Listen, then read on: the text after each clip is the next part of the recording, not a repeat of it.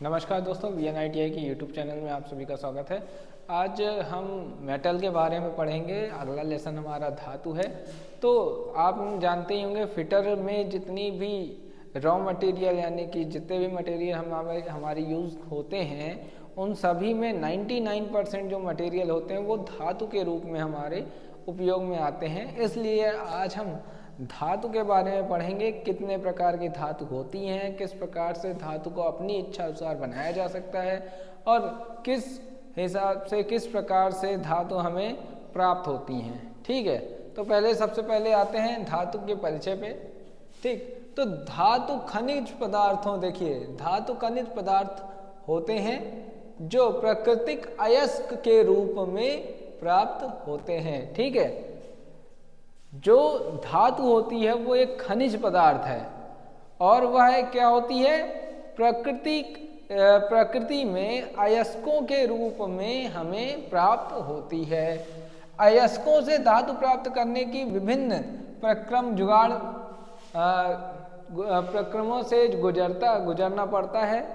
ठीक है, यानी अयस्कों से धातु प्राप्त करने के लिए विभिन्न प्रक्रियाएं करनी पड़ती हैं हमें, और जिनसे धात्विक तथा अधात्विक यानी नॉन मेटेलिक पदार्थ पृथक हो जाते हैं और प्राप्त धात्विक पदार्थों को इंजीनियरिंग से समस्त कार्यों में काम में लाया जाता है। ठीक है, तो जो भी धात्विक पदार्थ होते हैं यानी कि मेटेलिक पदार्थ होते हैं उन सभी को इंजीनियरिंग कामों में लाया जाता है और जो अधात्विक पदार्थ होते हैं उनको हटा दिया जाता है। ठीक है, तो इसके कुछ गुण होते हैं, जैसे कि देख लेते हैं धातु के गुण। धातु के मुख्य रूप से दो गुण होते हैं, एक भौतिक गुण और एक रासायनिक गुण। भौतिक गुण क्या होते हैं, जैसे रंग, भार, ठीक है, बनावट और चालकता, कंडक्टिविटी। आप जानते होंगे सभी धातुएं सुचालक होती हैं। सुचालक यानी कि कंडक्टिव होती हैं, जिनमें से बिजली आसानी से गुजर सकती है। ठीक है, तो ये कुछ इसके जो है भौतिक यानी कि फिजिकल प्रॉपर्टीज होती हैं।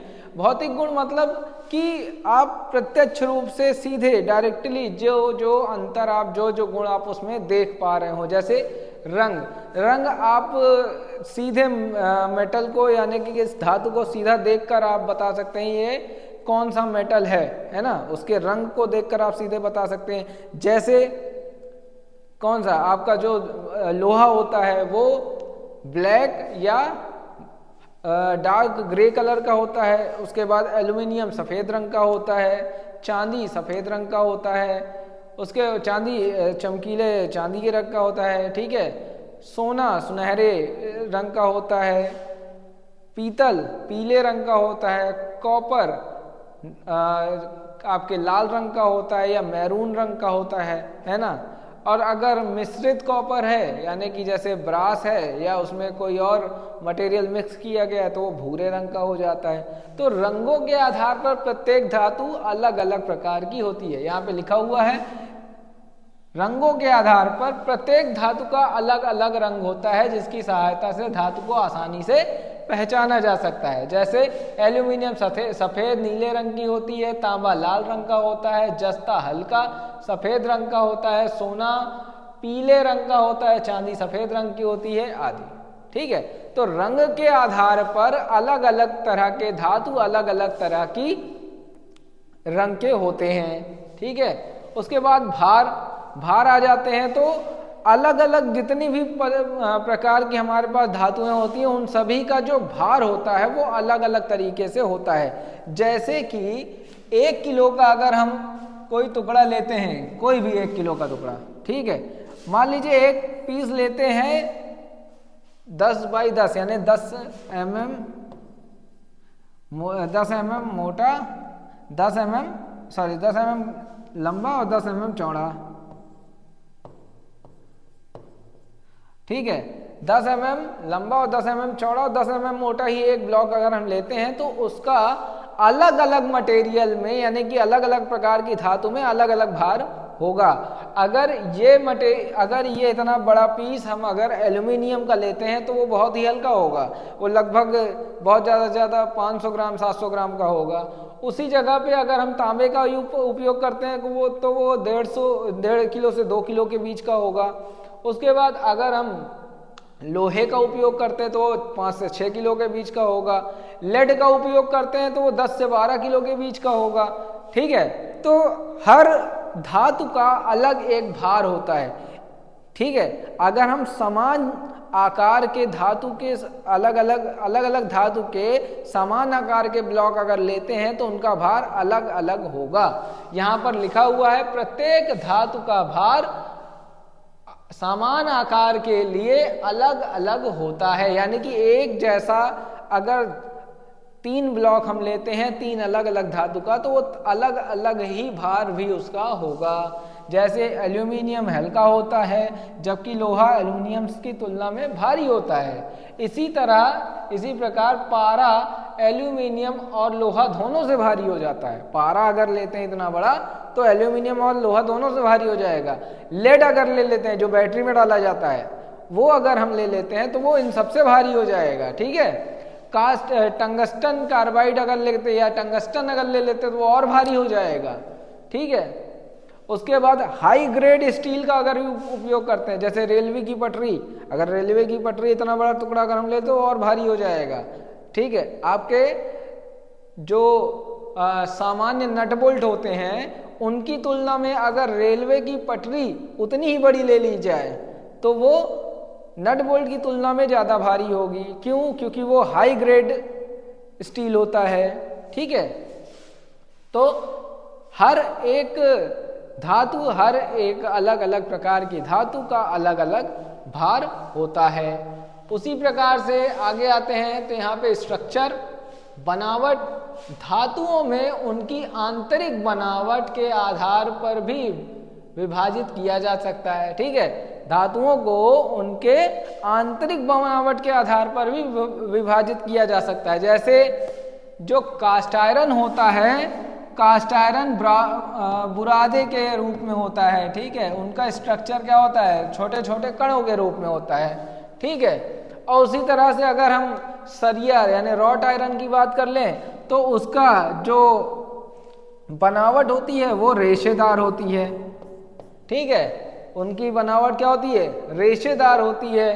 कॉपर की बनावट भी रेशेदार होती है। ठीक है, उसके बाद उसी जगह लेड की अगर बात कर लें तो लेड की बनावट क्या होती है?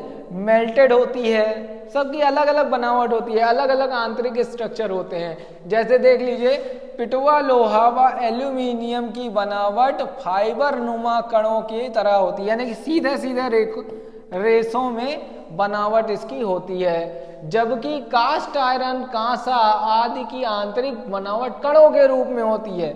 जो कास्ट आयरन होता है वो कणों के रूप में होता है, इसीलिए एक बार अगर उसमें मारे तो वो कण के रूप में बिखर जाएगा। ठीक है, कांच जो होता है देखिए वो कणों के रूप में होता है। कांच पर अगर एक पत्थर मारोगे तो छोटे छोटे कणों में बिखर जाएगा। लेकिन जो रॉट आयरन होता है, रॉट आयरन की जो आंतरिक संरचना होती है वो फाइबर के रूप में होती है, यानी रेखाओं के रूप में होती है। तो जब भी रॉट आयरन को या सरिया को अगर आप किसी भी चीज़ पे मारते हैं या सरिये पे कोई चीज़ मारते हैं तो क्या होगा? वो फैल जाएगा या मुड़ जाएगा या बेंड हो जाएगा, लेकिन टूटेगा नहीं जल्दी। ठीक है, उसी तरह से एल्यूमिनियम भी होता है। एल्यूमिनियम पे देखिए कोई चीज़ पटक ये मुड़ जाती है लेकिन टूटती नहीं है जल्दी। किस वजह से? क्योंकि उसका जो आंतरिक स्ट्रक्चर होता है, जो आंतरिक बनावट होती है वो फाइबर नुमा होती है, यानी कि रेसों के तरह होती है, रेसे होते हैं उसमें। उसके बाद आते हैं चालकता पर। अगर आप ध्यान दीजिए तो चालकता भी सबकी अलग अलग होती है। ठीक है, होती है ना। आप लोग ये सोचिए कि बिजली के कामों में तांबे का ही उपयोग क्यों करते हैं? क्योंकि उसकी चालकता सबसे अच्छी होती है ना। उसके बाद जो ओवरहेड वायर होते हैं, जो खंभे से खंभे के वायर होते हैं, एक खंभे से दूसरे खंभे में जाने वाले वायर होते हैं, उनमें तांबा यूज नहीं होता, उसमें एल्यूमिनियम उपयोग किया जाता है। क्यों? क्योंकि उसकी चालकता तांबे के मुकाबले अलग होती है ना। उसी तरह से लोहा क्यों नहीं यूज किया जाता दोनों सब में, है ना, क्योंकि उसकी चालकता अलग होती है। लकड़ी में चालकता होती ही नहीं है, ठीक है, रबड़ में चालकता होती ही नहीं है। उसके बाद छोटी छोटी जो पीसीबीज आती हैं, छोटी पीसीबीज यानी माइक्रोचिप, ठीक है, आपकी जो माइक्रोचिप होती हैं, या कंप्यूटर के जो सीपीयू होते हैं, जो प्रोसेसर होते हैं, वो सब सोने की प्लेटों से बने होते हैं। क्यों? क्योंकि सोने की चालकता कॉपर, एल्यूमिनियम सब से ज़्यादा अधिक होती है, इवन चांदी से भी ज़्यादा अधिक होती है, ठीक है। तो इसलिए चालकता के आधार पर भी धातुओं को बांटा जा सकता है। जैसे अब ये देखिए लिखा हुआ है, धातु का वह गुण जिसके कारण वह ऊष्मा और विद्युत को आसानी से एक बिंदु से दूसरे बिंदु तक गुजारने में सहायता करती है। अब देखिए ध्यान दीजिए, तो हीट सिंकिंग के लिए, यानी कि कहीं पे ज़्यादा गर्मी पैदा हो रही तो गर्मी को कम करने के लिए एल्यूमिनियम का उपयोग करते हैं। क्यों? क्योंकि वो ऊष्मा का अच्छा सुचालक है, ठीक है। और कौन सा अच्छा सुचालक है? तांबा हो गया। तांबा भी क्या होता है?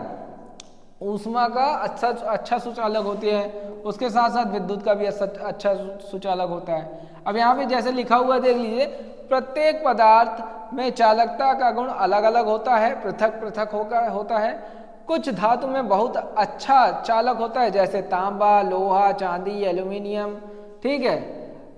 मुख्यतः इन्हीं पदार्थों का उपयोग विद्युत और ऊष्मीय चालकता में अधिक किया जाता है, ठीक है।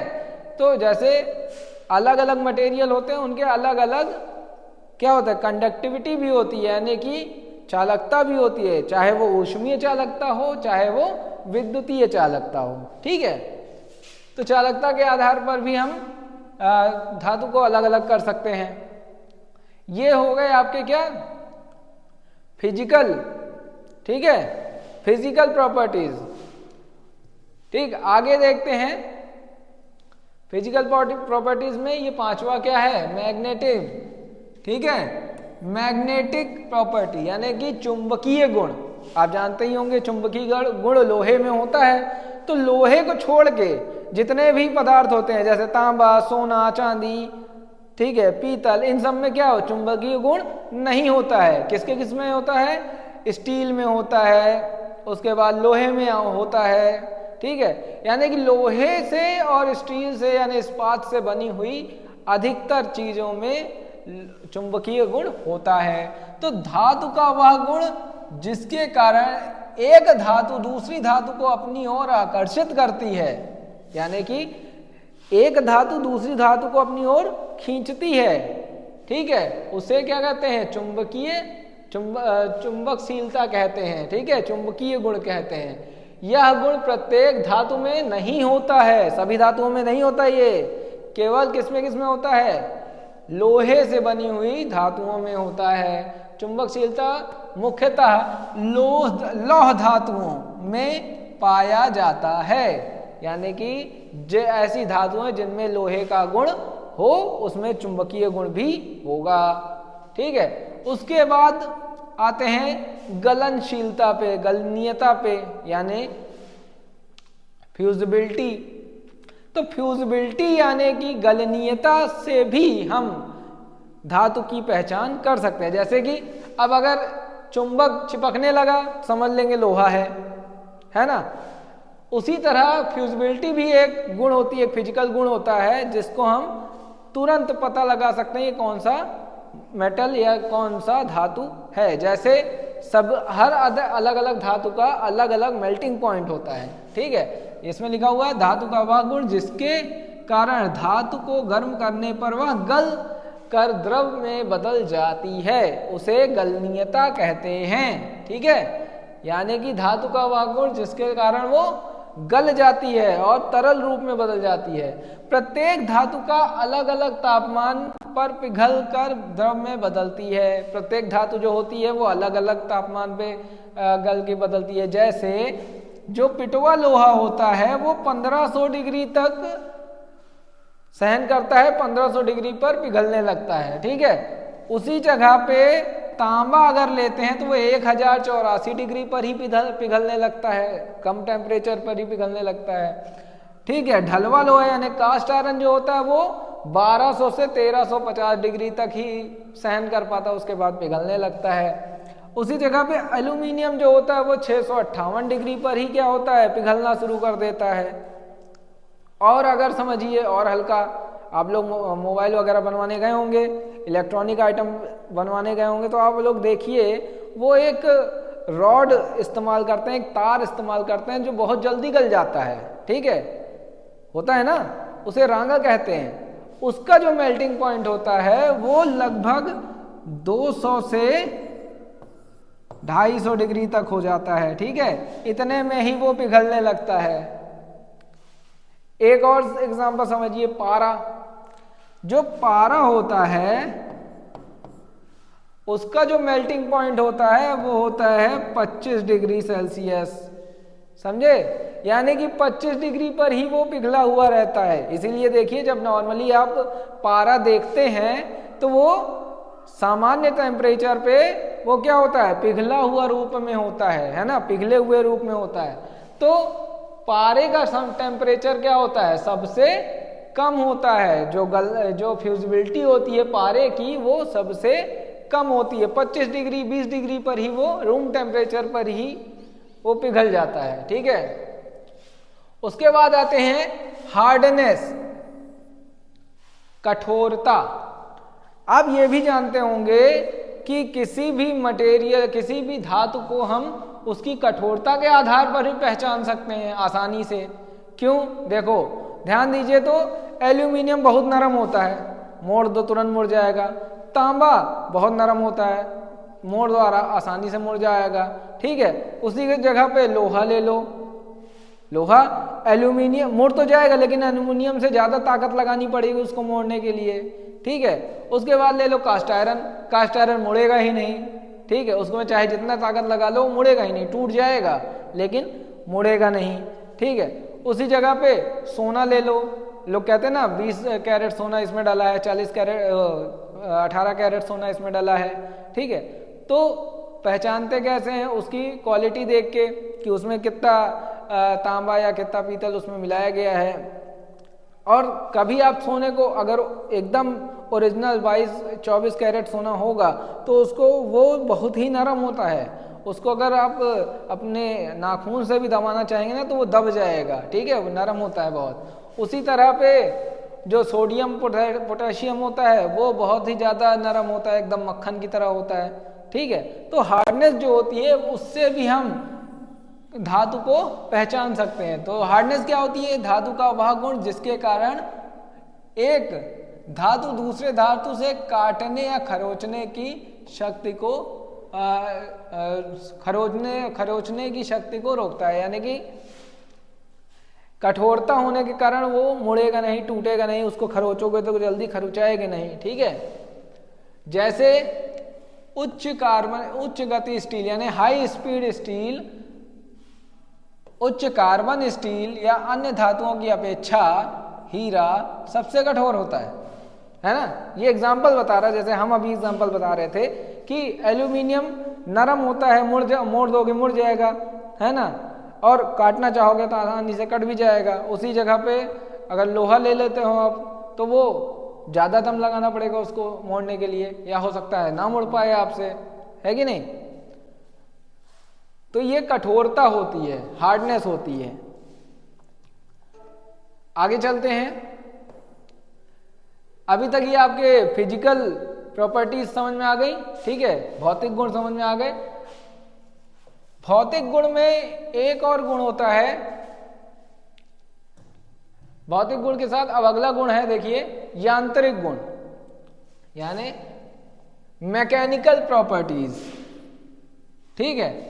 तो मैकेनिकल प्रॉपर्टीज क्या होती है, प्रत्येक धातु में कुछ यांत्रिक गुण होते हैं, परंतु धातुओं में अन्य एलॉय धातुएं मिलकर अन्य उपयोगी यांत्रिक गुण भी उत्पन्न किए जा सकते हैं, ठीक है।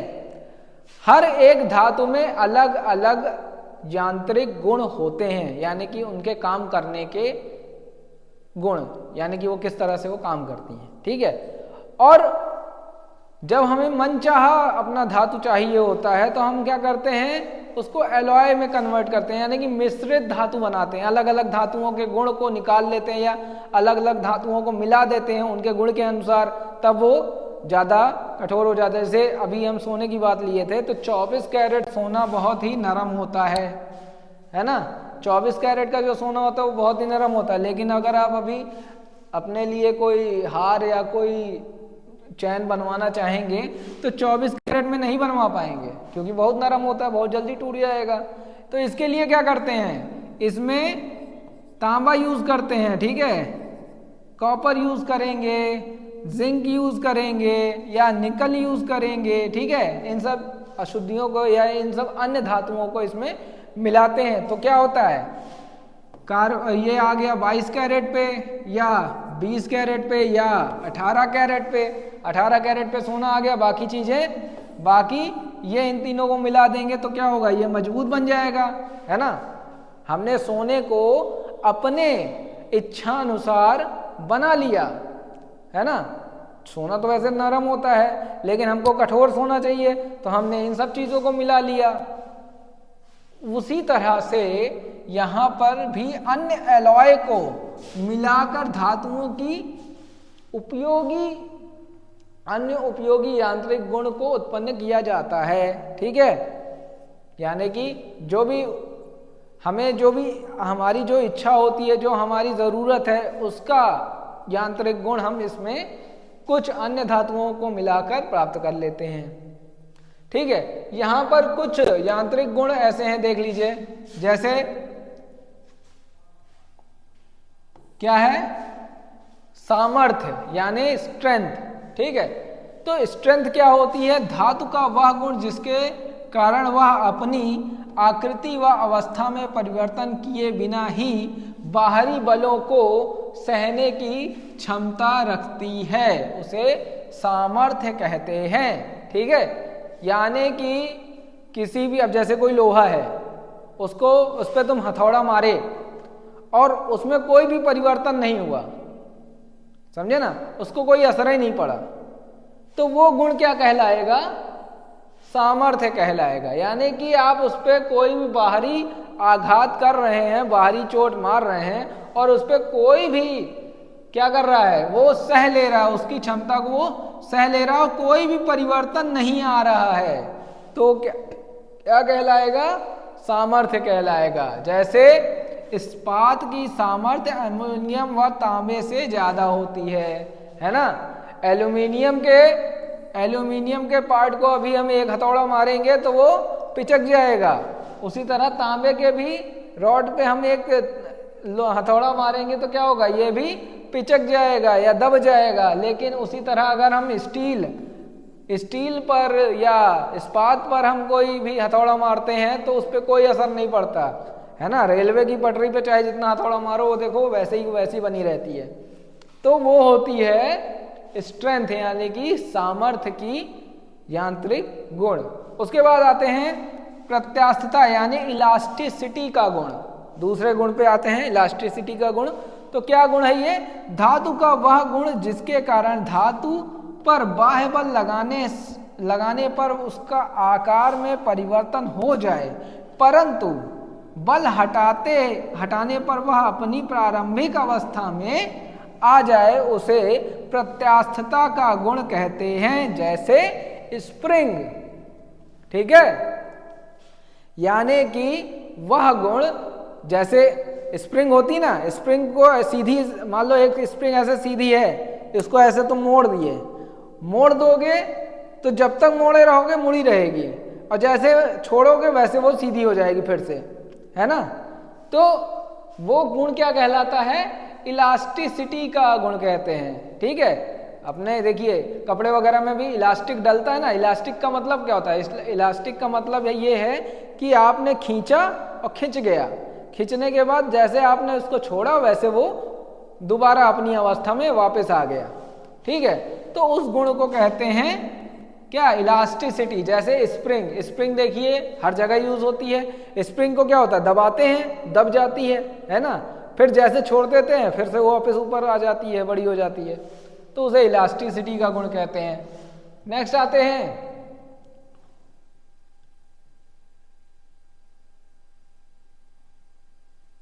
प्लास्टिसिटी पे। चलिए अगला है प्लास्टिसिटी का गुण। प्लास्टिसिटी का गुण यानी कि वह गुण जिस पर, देखो क्या लिखा है, धातु का वह गुण जिसके कारण धातु पर बाह्य बल लगाने पर उसका आकार में परिवर्तन हो जाता है, परंतु बल हटाने पर वह अपनी प्रारंभिक अवस्था में अंशतः आता है, आ पाती है। ठीक है, अंशतः आ पाती मतलब बहुत हल्का सा आएगा। जैसे लोहा है, सरिया होती है ना, सरिया में भी होता है इलास्टिसिटी गुण होता है। थोड़ा सा मोड़ोगे वापस सीधी हो जाएगी, लेकिन बहुत ज़्यादा मोड़ दिए तो क्या होगा, जब तक तुम दम लगाए हो तब तक तुम्हारे हाथ में है वो, है ना, जब छोड़ोगे तो थोड़ा सा बाहर होगी, यानी कि थोड़ा सा वो सीधा होने की कोशिश करेगी, पूरा सीधा नहीं होगा। जब सरिया को तुम मोड़ दोगे तो वो थोड़ा सा सीधा होगी, पूरा सीधा नहीं हो पाएगी, उसे कहेंगे प्लास्टिसिटी का गुण। ठीक है, यानी कि सुघटता का या प्लास्टिकता का गुण। ठीक है, प्लास्टिकता का गुण यही होता है कि जब आप किसी चीज को मोड़ दें या किसी चीज का आकार परिवर्तित कर दें तो जब तक उस पर बल लगाए रहेंगे वो परिवर्तित रहेगा, और जैसे ही हटाएंगे तो वो थोड़ा सा बढ़ेगा, उसके बाद वहीं रुक जाएगा। यानी कि अगर आप मोड़ देंगे सरिया तो मुड़ जाएगी, लेकिन पूरी तरह से नहीं मुड़ेगी, वो थोड़ा सा वो खुल जाएगी, थोड़ा सा बाहर हो जाएगी। ठीक है, जैसे ये लिखिए, देखा हुआ है प्लास्टिक। ठीक है, अगले गुण पर चलते हैं हम। तो ये हो गया टफनेस, टेनासिटी यानी दृढ़ता का गुण, दृढ़ता मजबूती का गुण। ठीक है, तो टेनासिटी यानी दृढ़ता के गुण में क्या होता है, धातु का वह गुण जो बल लगाने से उत्पन्न खिंचाव को सह ले और टूटे बिना दृढ़ रहे, जिससे जिस धातु की तनाव सहने की क्षमता अधिक होती है उसे उसकी दृढ़ता कहते हैं। यानी कि अगर किसी धातु को खींचो, है ना, और वो टूटे ना, होता है ना, ठीक है, टेनेसिटी यानी कि खींचने की क्षमता। जैसे तार होता है, देखिए सोने में ये क्षमता बहुत होती है, दृढ़ता वाली। ठीक है, एकदम मजबूत रहेगा, आप चाहे जितना उसको मोड़ लो मरोड़ लो चाहे जो कर लो वो टूटेगा नहीं। ठीक है, यानी कि अगर इतना बड़ा सोना है, देखते हैं ना रोलर के अंदर डाल डाल के उसका लंबा सा तार बना लेते हैं, होता है ना, वो लंबा सा तार बन जाएगा लेकिन वो टूटेगा नहीं। वही चीज होती है दृढ़ता यानी टेनेसिटी में। टेनेसिटी वो एक गुण होता है जिसकी वजह से वो टूटे बिना तार के रूप में खिंच जाए। ठीक है, अब उसी के तरह से एक और गुण होता है आघातवर्धता का गुण। ठीक है, आघातवर्धता यानी कि मेलेबिलिटी का गुण होता है। मेलेबिलिटी का गुण क्या होता है, धातु का वह गुण जिसमें धातु को गर्म अथवा ठंडी अवस्था में पीट कर या रोलिंग फोर्जिंग करके पतली चादरों के रूप में बनाया जा सके। ठीक है, यानी कि किसी भी धातु को पीट पीट कर बिना गर्म किए, ठीक है, ठंडी अवस्था में ही पीट पीट कर उसको चद्दर के रूप में बना लेना। अब इसका उदाहरण हम देते हैं आपको। देखिए, जैसे कि आप देखे होंगे चांदी का वर्क, सोने का वर्क या चांदी का वर्क देखे होंगे ना, जो मिठाई के ऊपर लगता है, बहुत पतली चांदी रहती है, ध्यान दीजिए, हवा से फूंक देंगे तो उड़ जाएगी, इतना पतला चांदी का चद्दर रहता है वो। ठीक है, लेकिन उसको बनाते कैसे होंगे, है ना, पतली चांदी तो ऐसे फैला नहीं देते होंगे, तो वो क्या करते हैं, चांदी के एक छोटे टुकड़े को मशीन के या हथौड़े के नीचे रखते हैं और उसको पीटना शुरू करते हैं। पीट पीट कर उसको चद्दर से बड़ा कर देते हैं, चद्दर की तरह बड़ा फैला देते हैं, उसके बाद उसको काट लिया जाता है और उसको डालते हैं आप मिठाई के ऊपर। ठीक है, देखिए बहुत पतला, इतना पतला वो होता है कि आप अगर उसको फूंक देंगे तो वो उड़ जाएगा। ठीक है, इतनी पतली धातु हो जाती है वो। तो वो किस गुण के कारण होती है? मेलेबिलिटी के कारण, यानी कि आघात सहते हुए चद्दर के रूप में बन जाए लेकिन टूटे ना। ठीक है, तो ये गुण होता है, छठवां गुण है मेलेबिलिटी का गुण।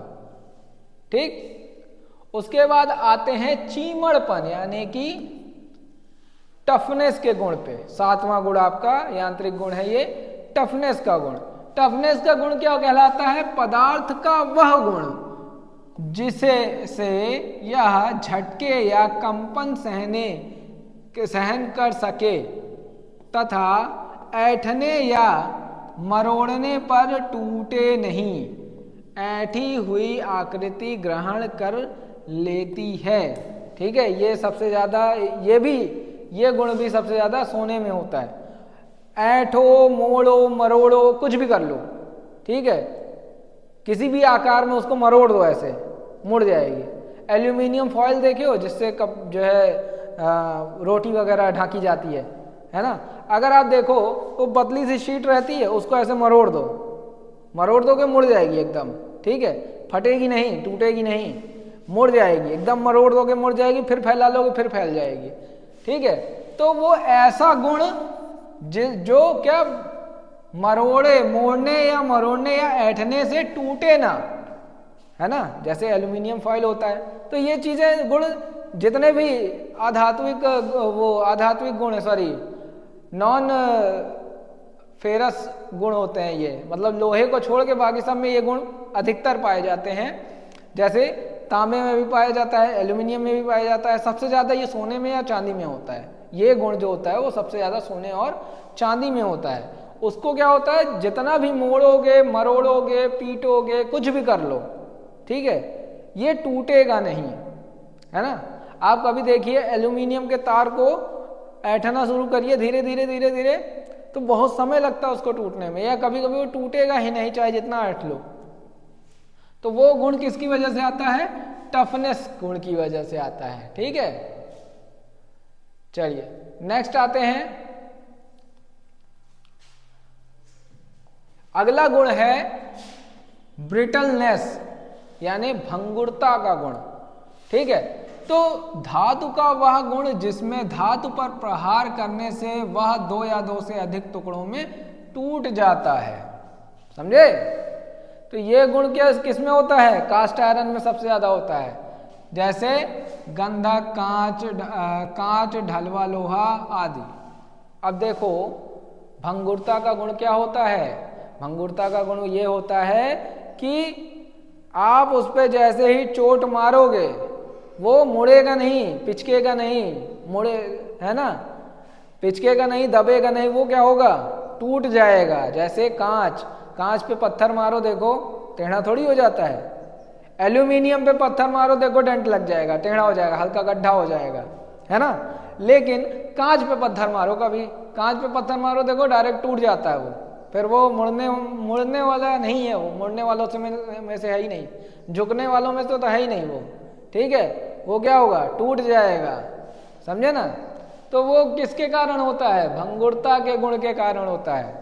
लोहे में ये गुण किस में होता है? कास्ट आयरन में होता है। ठीक है, ढलवे लोहे में ये गुण होता है कि वो उस पर अगर जैसे ही तुम चोट मारोगे वो मुड़ेगा नहीं, वो दबेगा नहीं, वो क्या होगा? टूट जाएगा, है ना।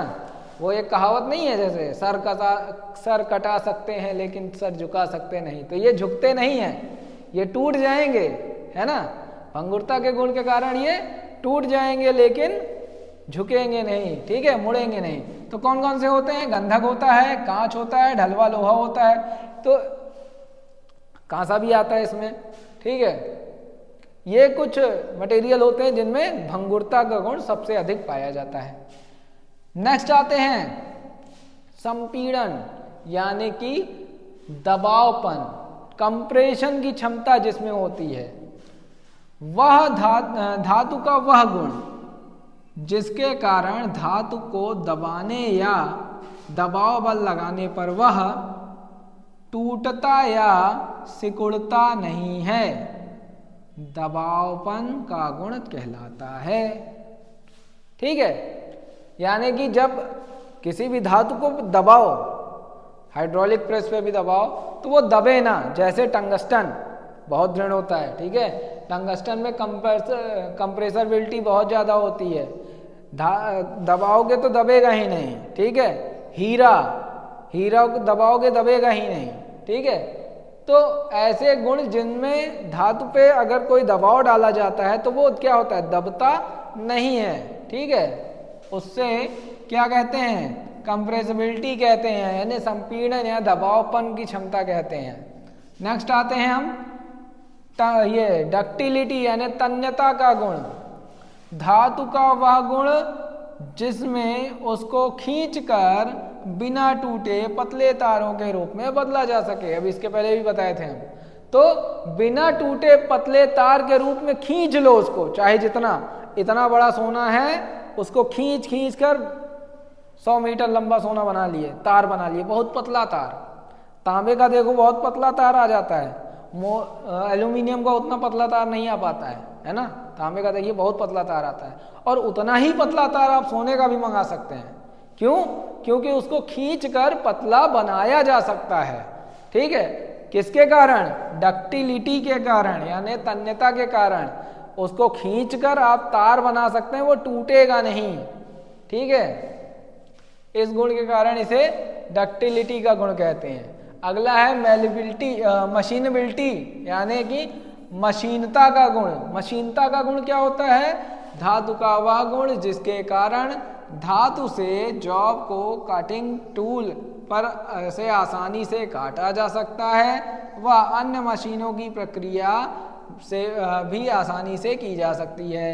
ठीक है, ऐसा धातु जिस पे सारी ऑपरेशन आसानी से किया जा सके और मशीनों द्वारा उसे काटा जा सके, वो कहलाता है मशीनबिलिटी का गुण। जैसे mild steel, low carbon steel आदि। आप लोग जो देखिए, जो लैब में जो आप लोहा यूज करते हैं वो क्या होता है, माइल्ड स्टील होता है, लो कार्बन स्टील होता है। तो उसमें क्या होता है, मशीनबिलिटी का गुण बहुत ज़्यादा होता है, यानी कि उस पर काटो छाटो कुछ भी करो बहुत आसानी से कट जाएगा, बहुत आसानी से घिसाई कर लोगे उसकी, बहुत आसानी से उस पर मार्किंग भी कर लोगे। तो उसमें वो सारी ऑपरेशन, सारी प्रक्रियाएं करना आसान होता है। ठीक है, वो गुण क्या कहलाता है, मशीनबिलिटी का गुण कहलाता है। ठीक, अब यहाँ पर आ गया है, देख लेते हैं कि ढलवा लोहा, मृदु इस्पात तथा इस्पात के यौगिक गुणों की तुलना। यहाँ तुलना की गई है कौन कौन से मतलब गुण कास्ट आयरन, माइल्ड स्टील और स्टील में ज्यादा होते हैं। जैसे तन्यता का गुण कास्ट आयरन में बिल्कुल नहीं होता है, घटिया है, घटिया लिखा है ना, यानी कि बिल्कुल नहीं होता है। ठीक है, मेलेबिलिटी का गुण भी बिल्कुल नहीं होता है। मेलेबिलिटी का गुण क्या है, मेलेबिलिटी यानी कि उसमें चोट मारो और वो सह ले, तो मेलेबिलिटी नहीं होता है। भंगुरता का गुण सबसे ज्यादा होता है, भंगुर होता है ये। भंगुर का मतलब क्या है, चोट मारो और टूट जाए। ठीक है, उसके बाद इलास्टिसिटी का गुण भी नहीं होता है। कार्बन संयोजन सबसे कम ज्यादा होता है इसका, 4.5%। ठीक है, ढलाई आसानी से की जा सकती है। वेल्डिंग क्षमता कठिन होती है, इसकी वेल्डिंग कर पाना कठिन होता है। ठीक है, फ्यूजिंग क्षमता नहीं होती है, फोर्ज नहीं किया जा सकता इसको। फोर्ज करने का मतलब क्या है, हथौड़े से पीटना। ठीक है, गर्म करके हथौड़े से पीटना ही फोर्जिंग प्रक्रिया कहलाती है। उसके बाद चीमड़पन बहुत कम होता है, चीमड़पन बिल्कुल नहीं होता है, नाम मात्र होता है, समझ लीजिए। हार्डनेस सबसे ज्यादा होती है। ठीक है, टफनेस भी ज्यादा होती है। उसी तरह से इसमें भी दिया हुआ है। ठीक है, आगे चलते हैं। धातु के प्रकार, तो धातु के 2 प्रकार मुख्य होते हैं। ठीक है, कौन सा, लौह धातु, अलौह धातु। ठीक है, यानी कि ऐसा धातु जिसमें लोहे के लोहा मौजूद होता है और ऐसे धातु जिसमें लोहा मौजूद नहीं होता है। लोहा किसमें किसमें मौजूद होता है, जैसे स्टील, ठीक है, उसके बाद कास्ट आयरन, उसके बाद आते हैं mild steel, low carbon steel, high carbon steel, tungsten carbide, ठीक है। इन सब में क्या होता है, लौह तत्व मौजूद होते हैं। ऐसे तत्व जिसमें चुंबकीय ऐसे धातु जिसमें चुंबकीय तत्व मौजूद होते हैं उन्हें लौह धातु कहते हैं, फेरस मेटल कहते हैं। और ऐसे तत्व जिसमें चुंबकीय गुण मौजूद नहीं होते हैं उन्हें अलौह धातु यानी नॉन फेरस मेटल कहते हैं, ठीक है।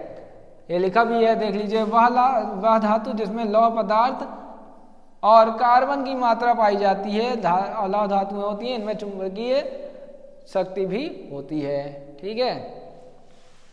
तो जिनमें भी कार्बन की मात्रा पाई जाती है उन सभी को क्या कहते हैं, लौह धातुएं कहते हैं। अच्छा, एक और खासियत है, आपको बता दे रहे हैं, जो लौह धातुएं होती हैं उनको जब कभी भी आप मशीन के द्वारा काटेंगे तो उनमें से चिंगारी निकलेगी।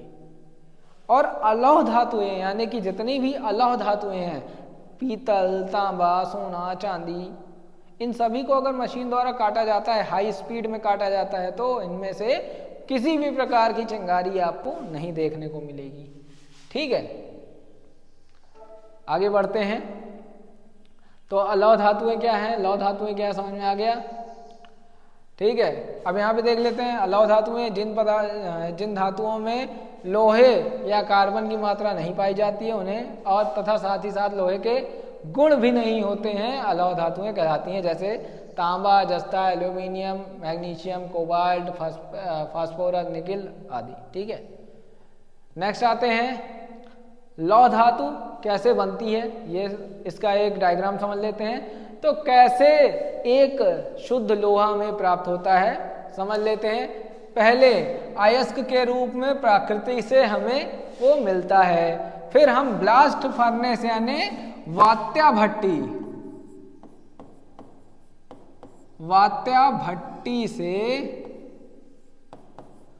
में उसको क्या करते हैं, गरम करते हैं। 1200 डिग्री 1300 डिग्री तक इसको गरम कर दिया जाता है, ठीक है। उसके बाद क्या होता है, अपचयन होता है। अपचयन विधि यानी रिडक्शन विधि होती है।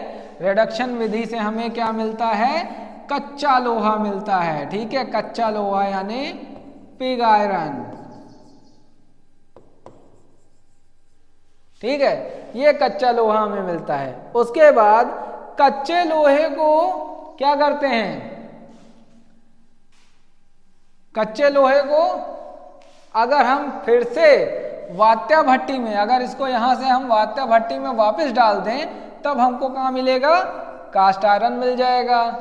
और अगर इसी कच्चे लोहे को हम किस में डाल दें, कुपोला भट्टी में,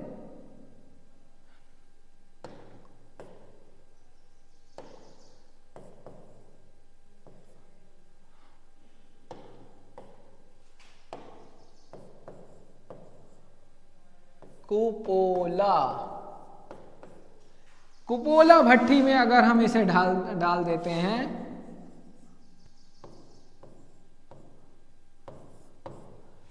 ठीक है, अगर कुपोला भट्टी में इसे हम डाल देते हैं तब हमें क्या मिल जाता है, यहां से पिटवा लोहा मिल जाता है, ठीक है। दो प्रक्रियाएं होती हैं, अयस्क के रूप में वात्या भट्टी में हमें ब्लास्ट फर्नेस यानी वात्या भट्टी में डालते हैं, अपचयन होता है, अपचयन के बाद हमें कच्चा लोहा यानी पिग आयरन मिल जाता है। अब उसी पिग आयरन को वापस वात्या भट्टी में अगर हम डाल देंगे, किसी और दूसरी वात्या भट्टी में अगर हम डाल देते हैं, तो हमें कास्ट आयरन मिल जाता है। और अगर इसी पिग आयरन को यानी कच्चे लोहे को हम कुपोला भट्टी में डाल देते हैं तो हमें पिटवा लोहा मिल जाता है, ठीक है। अब पिटवा लोहा से प्लेन कार्बन स्टील प्राप्त होता है। प्लेन कार्बन स्टील मतलब mild steel, low carbon steel, high carbon steel, ये, ठीक है। उसके बाद दूसरा क्या प्राप्त होता है, एलॉय स्टील, अशुद्धियों वाला स्टील। जैसे कौन सा स्टील होता है? एलॉय स्टील, यानी जिसमें निकल की भी मात्रा होती है, कोबाल्ट की भी मात्रा होती है, ठीक है। उसके बाद फास्फोरस की भी मात्रा होती है, सारी मात्राएं इसमें होती हैं। उसके बाद अब उसी तरह से कास्ट आयरन, कास्ट आयरन से कौन सा प्राप्त होता है? ग्रे कास्ट आयरन प्राप्त होता है। सबसे शुद्ध कास्ट आयरन यही होता है, ग्रे कास्ट आयरन। इसी से सारा जितना भी कास्ट आयरन की मशीनें बनती हैं वो सभी किससे बनती हैं? ग्रे कास्ट आयरन से, ठीक है। उसके बाद मिलता है हमें व्हाइट कास्ट आयरन, उसके बाद मिलता है हमें मेलेबल कास्ट आयरन। ये जो मेलेबल कास्ट आयरन होता है ये होता है आपका निहन्नी यानी कि एनविल में, इसका उपयोग किया जाता है एनविल बनाने में, ठीक है। और व्हाइट कास्ट आयरन का उपयोग किया जाता है हार्ड मटेरियल यानी हार्ड जॉब बनाने में। और ग्रे कास्ट आयरन का उपयोग किया जाता है क्योंकि ग्रे कास्ट आयरन क्या होता है, बहुत ही क्या होता है कि सहनशील होता है, ठीक है। बहुत ही सहनशील ये होता है और बहुत ही ज़्यादा आसानी से उपलब्ध हो जाता है, इसलिए इसका उपयोग सबसे ज़्यादा किस में किया जाता है? इंडस्ट्रियल एरिया में किया जाता है, जहाँ पर हम मशीन की बॉडी या उपकरणों की बॉडी या किसी भी तरह की मशीनों की मेन पार्ट या बड़े कंपोनेंट को बनाते हैं, ठीक है। तो ये हो गया प्रोसेस कि कैसे कैसे आपको लोहा प्राप्त होता है। अगर क्वेश्चन जैसे आता है कि पिटवा लोहा कैसे प्राप्त होता है, तो वात्या भट्टी से, वात्या भट्टी में जो है पहले कच्चा लोहा मिलता है, फिर वापस उसको कुपोला भट्टी में डाल देते हैं, पिटवा लोहा मिल जाता है। लेकिन कच्चे लोहे को वापस अगर वात्या भट्टी में डाल देंगे तो हमें कास्ट आयरन मिल जाएगा, ठीक है। ये वात्या भट्टी का देखिए एक प्रोसेस है, ये एक वात्या भट्टी है, आपको बता दे रहे हैं, ठीक है। ये एक वात्या भट्टी है जहां पर कोयला, अयस्क और पुराने जो फ्यूजिबल जो मटेरियल होते हैं उनको डाला जाता है। तो यहाँ पर आग लगाई जाती है, यहाँ पर आग रहती है, यहाँ से ऊपर से डाला जाता है, ठीक है। और यहाँ पर देखिए अलग अलग परतें बनी हुई हैं और हर एक परत में अलग एक टेम्परेचर बना होता है। देखिए तो यहाँ पे 200 डिग्री है, यहाँ 500 डिग्री, यहाँ 250 डिग्री, यहाँ 200 डिग्री, ऐसे अलग अलग भट्टी बनी है, अलग अलग टेम्परेचर बनता जाता है। यहाँ से एयर पास की जाती है और यहाँ से आग लगती है, धीरे धीरे ये धधकता रहता है, धीरे धीरे जलता रहता है। उसके बाद अगर आप यहाँ नीचे ध्यान दें तो यहाँ पर आके ये इस एरिया में आके हमें कच्चा लोहा पिघल कर नीचे गिर जाता है और यहाँ पे आके हमें इकट्ठा हो जाता है। और ऊपर जो इकट्ठा होता है वो होता है स्लैग, इसको हम बाहर निकाल लेते हैं। अच्छा, एक क्वेश्चन बहुत आता है कि स्लैग यानी कि कच्चे लोहे की अशुद्धियां का क्या उपयोग है? कच्चे लोहे की अशुद्धियों को कहाँ उपयोग किया जाता है? तो बता दें कि सीमेंट बनाने में कच्चे लोहे की अशुद्धियों का उपयोग किया जाता है, ठीक है। चलिए आगे चलते हैं। अच्छा, इसमें कौन कौन सा देखिए, फ्लक्स डाला जाता है, कोक डाला जाता है, ठीक है। ये कुछ चीजें इसमें डाली जाती हैं। ये एक दूसरी वात्या भट्टी है, हमने बताया ना कास्ट आयरन कहाँ से मिलता है, ये दूसरी वात्या भट्टी में जब कच्चा लोहा मिल जाएगा वहां से दूसरी वात्या भट्टी में इस कच्चे लोहे को डाला जाएगा तब हमें कास्ट आयरन मिल जाएगा। और उसके बाद उसी जगह पर ये कुपोला भट्टी है, कुपोला भट्टी, जब कच्चे लोहे को वात्या भट्टी से निकाल के कुपोला भट्टी में डाल देते हैं तब हमें रॉट आयरन यानी कि पिटवा लोहा मिल जाता है, ठीक है।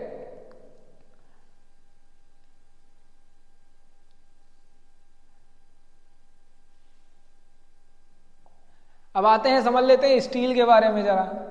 स्टील क्या है, इस्पात क्या है? बहुत देर से इस्पात कर रहे थे हम लोग। तो इस्पात क्या है? इस्पात एक अति महत्वपूर्ण व तथा सर्वाधिक उपयोग में आने वाला लौह धातु है, अलौह नहीं है, ठीक है, जो कि लोहा, कार्बन, सिलिकॉन तथा मैग्नीशियम युक्त होता है। अलौह धातु है, सॉरी, स्टील जो है देखिए चमकदार जो स्टील होता है वो अलौह धातु होता है, उसमें चुंबक नहीं चिपकता, ठीक है। तो कार्बन सिलिकॉन तथा मैग्नीशियम युक्त तो होता है, अन्य तत्व भी इसमें मिले हुए होते हैं। सभी प्रकार के इस्पात कार्बन की उपस्थिति होती है, सभी इस्पातों में कार्बन की उपस्थिति होती है। ठीक है, तो इस्पात जो होता है, स्टील जो होता है, वो कार्बनिक यौगिक ही है, कार्बनिक मेटल भी ही है, लेकिन चुंबकशील नहीं है, इसमें चुंबकत्व तो कम होता है। ये कितने प्रकार के होते हैं? तो ये मुख्यतः 2 प्रकार के होते हैं। कौन सा? प्लेन कार्बन स्टील और एलॉय स्टील। ठीक है, जो एलॉय स्टील होता है उसमें चुंबकत्व नहीं होता है, जो प्लेन कार्बन स्टील होता है उसमें चुंबकत्व भी होता है थोड़ा थोड़ा। चलिए प्लेन कार्बन स्टील के बारे में समझ लेते हैं। प्लेन कार्बन इस्पात में बहुत हल्की मात्रा में सिलिकॉन, मैग्नीशियम तथा फास्फोरस उत्पन्न होता है। ठीक है, इसके प्रकार देख लेते हैं प्लेन कार्बन स्टील के। तो प्लेन कार्बन स्टील के जो प्रकार होते हैं, कार्बन की प्रतिशत मात्रा के अनुसार, यानी कि अभी देखो हमने बताया था कच्चे लोहे में 2 से 4% कार्बन की मात्रा होती है। अब जैसे जैसे कार्बन घटता जाएगा और अन्य धातुएं इसमें मिक्स होती जाएंगी, वैसे वैसे इनका नामकरण होता जाएगा। जैसे लो कार्बन स्टील, ठीक है, इसमें बताया ना कार्बन की प्रतिशत के अनुसार इसको 3 भागों में वर्गीकृत किया गया है। तो पहला है लो कार्बन स्टील, यानी कि सबसे कम कार्बन इसी में होती है। फिर उसके बाद आते हैं मीडियम कार्बन स्टील, फिर हाई कार्बन स्टील। ठीक है, तो लो कार्बन स्टील में क्या होता है, इसमें कार्बन की प्रतिशत मात्रा कितनी होती है? 0.25, यानी कि 1% का 1/4 प्रतिशत मात्रा से कम होती है, इससे भी कम होती है। यह मृदु इस्पात भी कहलाता है। यह चद्दर, तार एवं प्लेटों आदि को बनाने के काम में आता है। इससे चद्दर, तार, खीला यही सब बनाया जाता है। ठीक है, इसका उपयोग नट बोल्ट, वाशर, स्क्रू तथा फोर्ज पार्ट का उत्पादन में किया जाता है। जो निम्न प्रकार जो लो कार्बन स्टील होता है उसका उपयोग नट बोल्ट, वाशर यही सब बनाने के काम में आता है। नेक्स्ट आते हैं मध्यम कार्बन स्टील यानी मीडियम कार्बन स्टील, इसको माइल्ड स्टील भी कहते हैं। ठीक है, मीडियम कार्बन स्टील में जो प्रतिशत मात्रा होती है वो 30 से 60%, 0.3 से 0.6% तक होती है। यहाँ पे 0.25 होती है और यहाँ पर 3 से 6% होती है।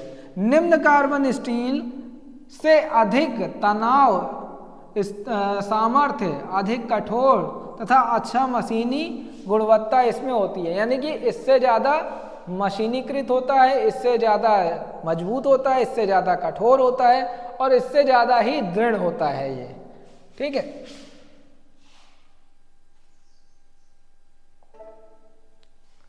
चलिए नेक्स्ट आते हैं, इसका उपयोग कहाँ किया जाता है? तो मध्यम कार्बन स्टील, मध्यम कार्बन इस्पात के द्वारा कन्वर्टिंग रॉड, शाफ्ट, गियर आदि बनाए जाते हैं। यानी कि अंदर के जितने भी पार्ट होते हैं, मशीन के जितने भी पार्ट होते हैं, शाफ्ट, गियर, कनेक्टिंग रॉड या केम शाफ्ट, यही सब चीज़ें इसमें ज़्यादा बनाई जाती हैं। उसके बाद आते हैं उच्च कार्बन स्टील पर। उच्च कार्बन स्टील में कार्बन की प्रतिशत मात्रा कितनी होती है? 0.6% से 1.7% तक होती है। इसमें अत्यधिक तनाव सामर्थ्य और कठोरता होती है, इसमें ज़्यादा दृढ़ होता है, ये ज़्यादा मजबूत होता है, ज़्यादा कठोरता होती है, ज़्यादा ये सामर्थ्य होता है, ज़्यादा भार सह सकता है। इसीलिए इसका उपयोग मुख्य रूप से कटिंग टूल उत्पादन में किया जाता है। यानी कि इससे मुख्यतः क्या बनाया जाता है? टूल यानी औजार बनाए जाते हैं, इसीलिए इसको टूल स्टील भी कहते हैं। इसका एक दूसरा नाम भी है जिसका नाम मतलब इसको दूसरे नाम से भी जाना जाता है, टूल स्टील के नाम से भी जाना जाता है। ठीक है, क्यों जाना जाता है? क्योंकि इससे अधिकतर औजार ही बनाए जाते हैं और ज़्यादातर जो बनाए जाते हैं वो कटिंग औजार बनाए जाते हैं। ठीक है, उसके बाद आते हैं मिश्रित एलॉय पे। मिश्रित एलॉय यानी एलॉय स्टील पे। एलॉय स्टील का मतलब है कि जिन इस्पात में कार्बन के अतिरिक्त अन्य धातुएं जैसे टंगस्टन, नेडियम, निकेल, क्रोमियम आदि मिलाकर बनाई जाती है, उसे मिश्रित इस्पात कहते हैं। इसमें बहुत सारी इस्पातें आ जाती हैं, ठीक है। जैसे जैसे बना, मतलब जैसे टंगस्टन स्टील बना दिए, ठीक है, निकल स्टील बना दिए, क्रोमियम स्टील बना दिए, जैसे जैसे अपनी इच्छा होती है ना। अब जैसे हमको कठोरता भी चाहिए और हमें जो है तन्यता, वो सॉरी प्लास्टिसिटी भी, सॉरी इलास्टिसिटी भी चाहिए, है ना। हमें तन्यता भी चाहिए और हमें कठोरता भी चाहिए, तो हम इसी में क्रोमियम मिला लेंगे, जिंक मिला लेंगे, ये स्प्रिंग की तरह भी बन गया और क्या हो गया, कठोर भी बन गया। जैसे स्टेनलेस स्टील, स्प्रिंग स्टील, ठीक है, हाई स्पीड स्टील, ये सारे जो स्टील होते हैं ये सब क्या होते हैं, अलग अलग इच्छा अनुसार बनाए गए होते हैं, यानी कि अपनी इच्छाओं के अनुसार इनके गुणों में परिवर्तन किया गया है, ठीक है। और ये सब में किस में आते हैं, ये सब आते हैं एलॉय स्टील में, ठीक। चलिए, तो यहाँ पर आपका मेटल का ये पार्ट समाप्त हुआ है, ठीक है। और इसमें संक्षिप्त में हमने बताया है, पूरी जानकारी के लिए आप क्लास में विजिट करें, ठीक है। क्लास आइए, क्लास में आपको पूरी इसकी जानकारी दी जाएगी और डिटेल में हम क्लास में बताएंगे, ठीक है। धन्यवाद।